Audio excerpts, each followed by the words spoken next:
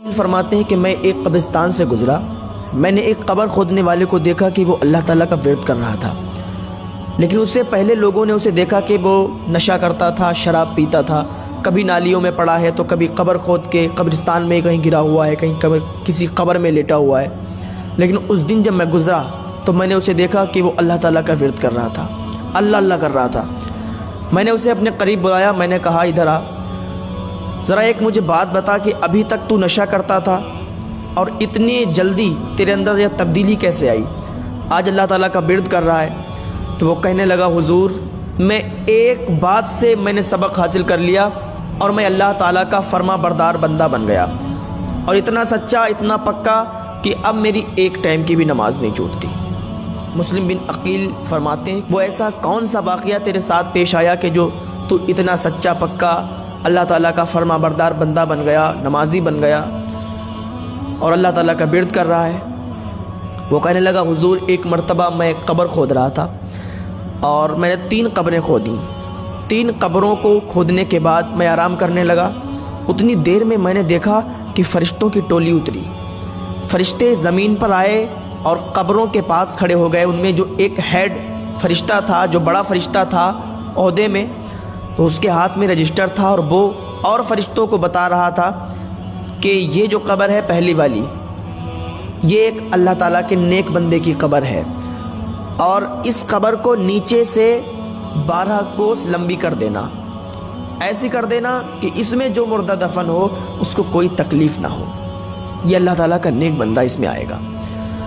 پھر کہا دوسری قبر کے پاس جب وہ گئے تو ان میں سے وہی فرشتوں کا سردار ہیڈ فرشتہ بولا کہ یہ جو قبر ہے اس میں اللہ تعالیٰ کا نیک بندہ آئے گا، اس کو 40 کوس تک پھیلا دینا، نیچے سے 40 کوس تک اس کو لمبا کر دینا۔ اتنا کہنے کے بعد وہ آگے بڑھ گئے، دوسری قبر میں جب گئے، دوسری قبر کے پاس جب گئے تو وہ فرشتہ بولا کہ یہ جو قبر ہے یہ اللہ تعالیٰ کے نافرمان بندے کی قبر ہے اور یہ گناہگار بندے کی قبر ہے، اور اس میں عذاب ہونا ہے، اور اس قبر کو اتنا ملا دو، اتنا ملا دو کہ اس مردے کی ایک پسلی ادھر آ جائے اور ادھر کی پسلی ادھر آ جائے، اس پہ عذاب ہونا ہے اللہ تعالیٰ کا۔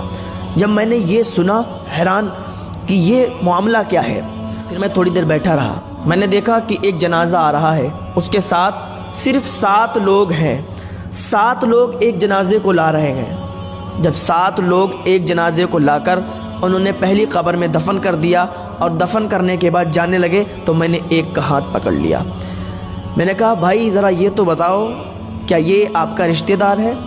اس نے کہا نہیں یہ میرا رشتہ دار نہیں ہے۔ کہا پھر کوئی جان پہچان کا ہے؟ کہا یہ ہمارے محلے کا بہت غریب انسان تھا، بہت ہی غریب تھا، لوگ اس کو اپنے گھر نہیں بلاتے تھے، اس کو کوئی دعوت میں بھی نہیں لے جاتا تھا، اگر کوئی دعوت ہوتی تھی اس کو کوئی نہیں پوچھتا تھا، اور لیکن جب سب امیر سو جاتے تھے، جب سب امیروں کے محل بند ہو جاتے تھے تو یہ غریب انسان اس کے ٹوٹے ہوئے چھپر سے اللہ اکبر کی اذان کی صدا بلند ہوتی تھی۔ یہ نیک بندہ تھا اللہ تعالیٰ کا۔ کا مبارک ہو تم نے نیک بندے کو قبر میں دفن کیا ہے، یہ جنتی ہے، اس کو جنت کی بشارت مل گئی ہے۔ میں نے خود ابھی فرشتوں کے منہ سنا ہے۔ وہ لوگ خوش ہو کے چلے گئے۔ پھر کہا میں بیٹھا رہا، پھر میں انتظار کرنے لگا کہ اب دوسرا جنازہ کون سا آنے والا ہے۔ جب دوسرا جنازہ آیا تو اس جنازے میں فقط 4 لوگ ایک جنازے کے ساتھ آئے۔ آنے کے بعد انہوں نے اس جنازے کو دفن کیا، دفن کرنے کے بعد وہ جانے لگے۔ میں نے ان میں سے ایک کا ہاتھ پکڑ لیا، میں نے کہا بھائی یہ بتاؤ کیا یہ تمہارا رشتہ دار ہے؟ انہوں نے کہا نہیں میرا رشتہ دار نہیں۔ کہا پھر کوئی محلے والا ہے؟ کہا نہیں یہ محلے والا بھی نہیں۔ کہا پھر کون ہے؟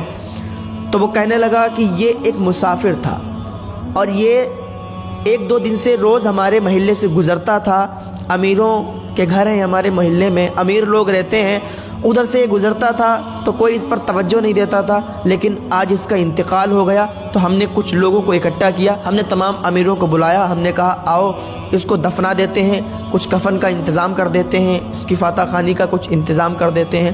تو سارے امیر بھاگ گئے، سارے امیر چلے گئے، بولے یہ غریب انسان ہے اس کو دفنائیں گے، ارے ہمیں انفیکشن ہو جائے گا، ہٹاؤ اسے ایک رسی میں باندھ کے کسی دریا میں پھینک دو جا کر۔ جب انہوں نے اتنا کہا تو ہم 4 لوگوں نے اس کے کفن دفن کا انتظام کیا اور اس کو دفن کر کے جا رہے ہیں۔ اس قبر کھودنے والے نے کہا مبارک ہو، تم نے ایک اللہ کے ولی کو دفن کیا ہے، تم نے ایک اللہ کے ولی کو دفن کیا، یہ جنتی ہے، میں نے فرشتوں کے منہ سنا ہے۔ وہ لوگ خوش ہو کر چلے گئے۔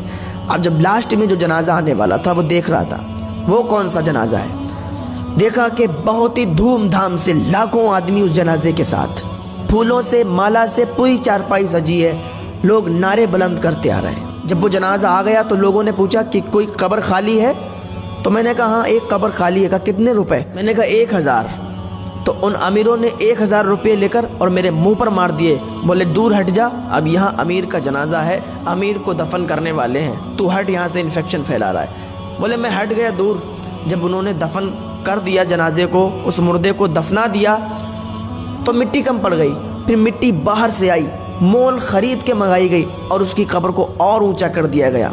اور میں دیکھ رہا تھا اور میں سوچ رہا تھا کہ فرشتوں نے کہا تھا کہ جو تیسرا انسان اس میں آئے گا اس کی قبر میں عذاب ہوگا۔ میں یہ سوچ کر بڑا افسوس کر رہا تھا۔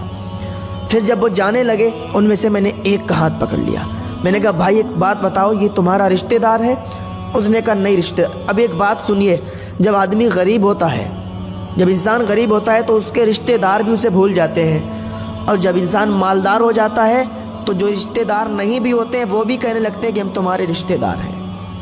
جب انسان غریب ہوتا ہے تو اسے پیسے دینے والا کوئی نہیں ہوتا ہے، اس کو اگر وہ کسی سے ادھار بھی مانگ لے تو اس کو کوئی نہیں دیتا، لیکن انسان اگر مالدار ہے تو مالدار ہی مالدار کو دیتا ہے۔ آج کل غریب کا کوئی نہیں ہے۔ تو وہ کہنے لگا کہ آپ اس کو جانتے ہو؟ اس نے کہا نہیں ہم تو نہیں جانتے۔ کہا بھائی ایک بات بتائیں تو ناراض تو نہیں ہو گئے؟ تو اس نے کہا بتاؤ ہم کیوں ناراض ہوں گے، نہ تو ہمارا کوئی رشتہ دار ہے نہ تو ہمارا کوئی خاندانی ہے، ایک امیر شخص کی بیوی کا جنازہ ہے، ہم تو شریک ہو گئے، ہم تو مٹی دینے کے لیے چلے آئے۔ کہا سنو، میں نے فرشتوں کے منہ سنا ہے کہ اس قبر میں جو دفن ہونے والا ہے اس پر عذاب ہونے والا ہے اللہ تعالیٰ کا۔ یہاں تو تم نے اس کو مٹی سے اوپر تک بہت بڑی قبر بنا دی، پھولوں کے مالا چڑھا دیے، پانی چھڑک دیا، لیکن قبر میں اس پر عذاب ہو رہا ہے۔ اس قبر کھودنے والے نے کہا یہ بتاؤ اس کے معاملات کیا تھے، کون سی ایسی وجہ تھی کہ جس کی وجہ سے آج یہ قبر میں عذاب کی مستحق ہے، آج اس کی قبر میں عذاب ہو رہا ہے؟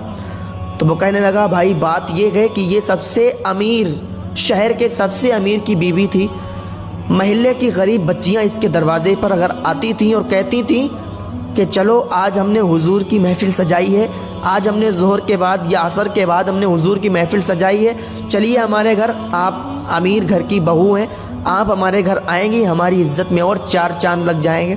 تو یہ کہا کرتی تھی، تھپڑ مار کے کہا کرتی تھی کہ نکل جاؤ، ہم تمہارے گھر پہ آئیں گے، ہم اتنے امیر ہیں، تمہارے گھر پہ جا کر ہم انفیکشن ہمیں ہو جائے گا، ہمیں یہ ہو جائے گا وہ ہو جائے گا۔ تو وہ غریب بچیاں مایوس ہو کر واپس لوٹ جایا کرتی تھی۔ جب یہ بازار جاتی تھی تو اچھے لباس میں بال کھول کر بازار میں جاتی تھی۔ جب کوئی نیا لباس آتا تھا، نیا کپڑا آتا تھا، سب سے پہلے خرید کر بازار میں لوگوں کو دکھایا کرتی تھی۔ کوئی نئی چپل آتی تھی، سب سے پہلے خرید کے غریبوں کے سامنے دکھاتی تھی کہ ہم نے یہ پہنا، ہم نے یہ کیا، ہم اتنے امیر ہیں۔ اپنی امیری کو لوگوں کے سامنے ظاہر کرتی تھی، لیکن اس کو یہ نہیں معلوم کہ غریبوں پر اس کا کیا اثر پڑتا تھا، اور اس کی یہی حرکت تھی۔ اور ایک بات سن لیں، ایک عورت 4 مردوں کو جہنم میں لے کر جائے گی۔ ایک بات کان کھول کر سن لیں، ایک عورت 4 مردوں کو جہنم میں لے کر جائے گی۔ اب آپ کا سوال ہوگا کہ وہ کیسے؟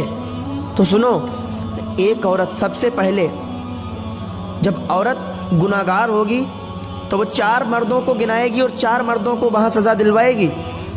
تو وہ کہے گی، سب سے پہلے اپنے باپ کو بلائے گی، سب سے پہلے اس کے باپ کو بلایا جائے گا، پوچھا جائے گا کہ تم نے اس کو کیوں نہیں منع کیا جب یہ بالوں کو کھول کر آوارہ کی طرح پھرتی تھی، گھومتی تھی، گلی محلوں میں سب کے گھروں پہ جایا کرتی تھی، راستوں میں موبائل پر بات کرتے ہوئے ادھر سے ادھر جب گناہ کا کام کرتی تھی تو تم نے کیوں نہیں روکا؟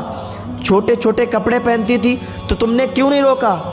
تو اس وجہ سے اس کا باپ پکڑا جائے گا، پھر اس کے بھائی کو بلایا جائے گا اور کہا جائے گا کہ تم نے اس کو کیوں نہیں روکا؟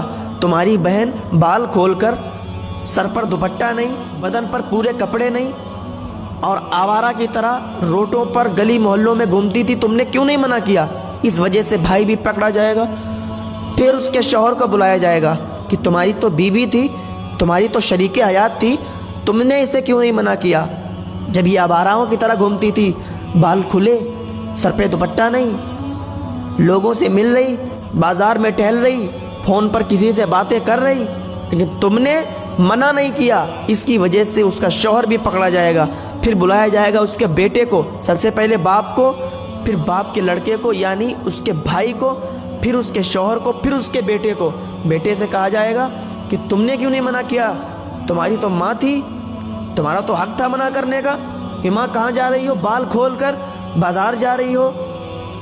آج کل اتنی بے حیائی ہو گئی ہے کہ امیر گھروں کی بچیاں, امیر گھروں کی عورتیں آواراؤں کی طرح گھومتی ہیں, بدن پر پورے کپڑے نہیں, سر پر دوپٹہ نہیں, اور آوارہ کی طرح باہر گھوم رہی ہیں. حساب لیا جائے گا, حساب.